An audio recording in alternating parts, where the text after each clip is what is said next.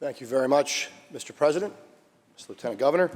I want to welcome my colleagues back here to Albany. I want to wish all of you a Happy New Year.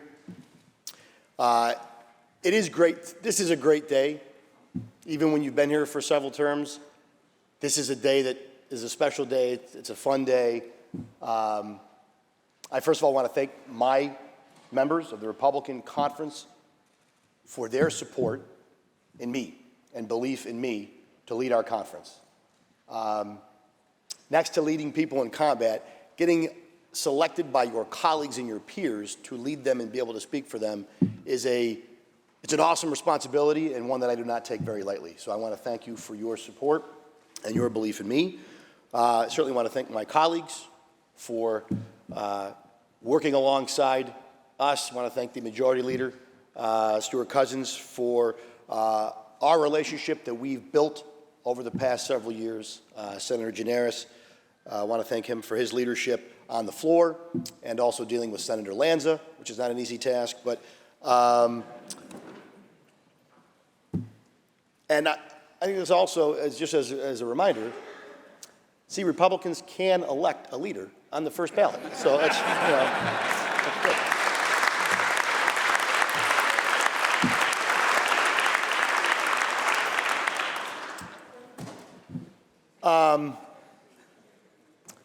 For those who don't know, that are here in the gallery, as families, I was reminded today, my wife is here, and I was reminded, and I want to thank her for her support, for being here, but I was reminded our families often come into these chambers, this building, and they see it through a different lens than we do. This is the office for a lot of us, right? And there's days where it very much feels like going to the office. And we can lose sight of how blessed and lucky we are to be able to come here and do the people's business, but also that we have expectations to live up to. The family members and the visitors who are here, they know and believe that what we do is important. That's why they supported us on the campaign trail. That's why they're here today. And it's up to us to live up to those expectations as elected leaders. And it's up to us to be worthy of their votes, of their support, and of being in these hallowed chambers. For those who don't know, I'm from the Western New York area.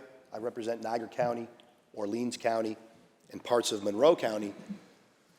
And over the past, when we weren't here, the past several weeks and months, I was reminded, as I think a lot of us were, certainly my colleagues from Western New York, Senator Gallivan, Senator Kennedy, Senator Ryan, Senator Borrello, we were reminded the importance of what we do here and what is expected. You know, we have a lot of debates here in this chamber. We have debates on social media. Some of it's entertainment to some degree, some of it's very important. It ranges on the issues. But the truth is, what we do has very real life and death consequences. There was a major snowstorm, a blizzard that hit Western New York, the city of Buffalo, surrounding area. And in spite of living there my whole life, I've never seen a storm of this magnitude in my lifetime. And in spite of our elected leaders, not casting blame, but in spite of elected leaders who've also lived there their whole life, we weren't as maybe prepared as we could or should have been. And that's a collective we. Residents made decisions that maybe cost people or them their lives. First responders were out there in unbelievable conditions.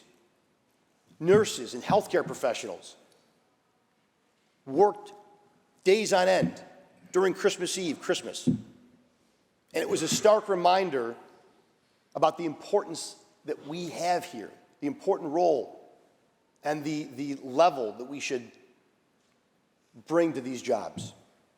There are people out there who are depending on us to bring a level of seriousness to our debates, to these discussions. First responders, healthcare workers, regular folks. They expect government to work in those critical moments. They don't want to hear there's a blizzard. They expect us to be ready for that. And so, and I know the Erie County Executive, the mayor of Buffalo, Niagara County political leadership, everybody was working very hard. And it was very hard. But it's just a reminder of the consequences sometimes and the seriousness and importance of the work that we do.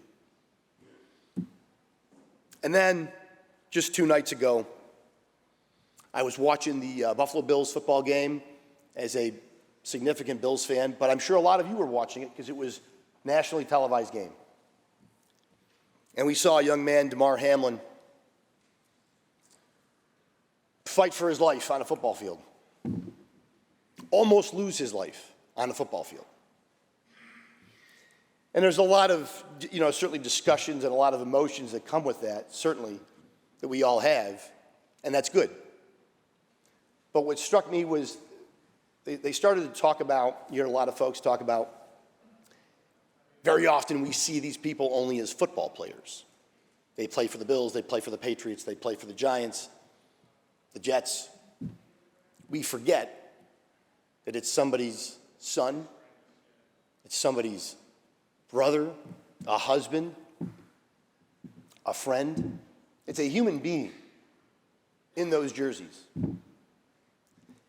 And the families that are here today made me think that the same can be sometimes true in politics. Sometimes we see each other only as Democrats or Republicans, as elected officials, and we forget, and today's a good reminder, that everybody here is a son, a brother, a wife, a husband, a sister, a daughter, a friend, and we should, if we can look at a football player, and we should, as a human being, there's plenty of football players. There's only one Damar Hamlin. And there's plenty of elected officials out there, but there's only one of each and every one of you. And so hopefully maybe we can bring that spirit to this body, even in periods of hot debate, to remember that each of us come here with the best of intentions, supported by our loved ones as human beings. I'll just close by saying our members in the Republican Conference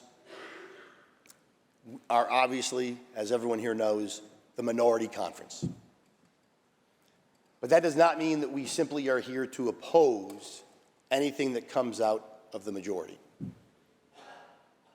We are here to do the job that we were elected to do by our constituents, millions of New Yorkers, when you add it up.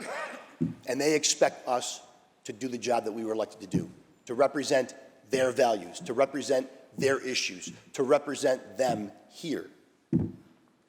And sometimes that means working together, bipartisanship, not for the sake of anyone in this room, but for the sake of the people in this state. Sometimes that will mean voicing opposition. And that's important in a democracy. That is important that the values of our constituents are heard, because we have 8 new members, 8 new folks here in our conference that I do want to mention very briefly. Senator Patricia Canzoneri Fitzpatrick.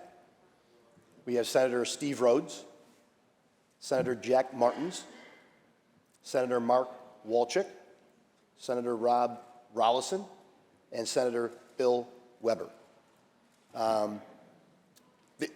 These folks are new, they're ready to go. And I know you all have some new folks who are rearing to go as well. And they should be. And sometimes those new individuals, oh, and Senator Jake Ashby. I knew I'd forget somebody. Senator Jake Ashby. Senator Dean Murray. I only counted to 6.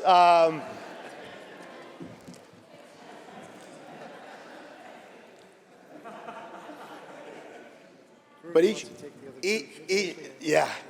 I don't know if you want Murray. I don't know. We're happy to have Murray. I don't know if you would fit in over there. But we're happy to have these 8 new members. All of them bring something very unique and special to this body, not just our conference. and we are prepared to get to work, both in a bipartisan way and obviously at times in an opposition voice. But let that voice, again, never rise to the level of open hostility. And I certainly welcome the opportunity to once again work alongside Senator Stuart Cousins, Senator Gianaris, and your entire conference, my colleagues from Western New York. And I would just close, if we could do a moment of silence, Mr. Lieutenant Governor, for Damar Hamlin for just a brief moment.